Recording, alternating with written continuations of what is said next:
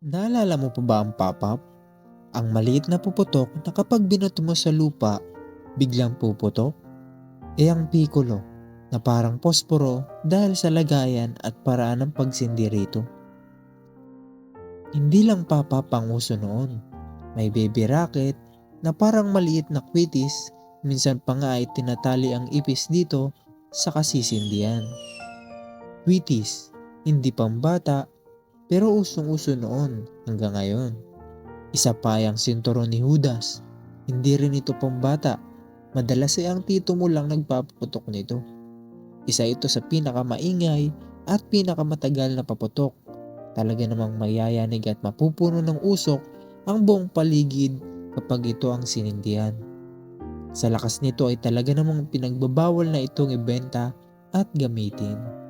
At syempre, hindi mawawala ang triangle at bawang na madalas pasabog sa kalsada para mangasar o magulat ang mga dumadaan. At kapag may nabiktima, talaga namang walang tigil na tawanan kasama ang tropa. Para sa maraming batang lumaki noong late 90s at early 2000s, hindi kumpleto ang Pasko at Bagong Taon kapag walang hawak na paputok. Kahit ilang piso lang ang baon, may mabibili ka na.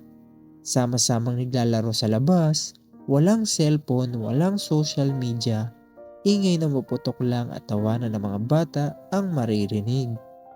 Pero habang lumilipas ang panahon, dumami ang aksidente. Naputukan, napaso at minsan ay mas malala pa. Kaya noong 2017, mas sinigpitan ng gobyerno ang regulasyon sa mga paputok, lalo na yung delikado at hindi pambata.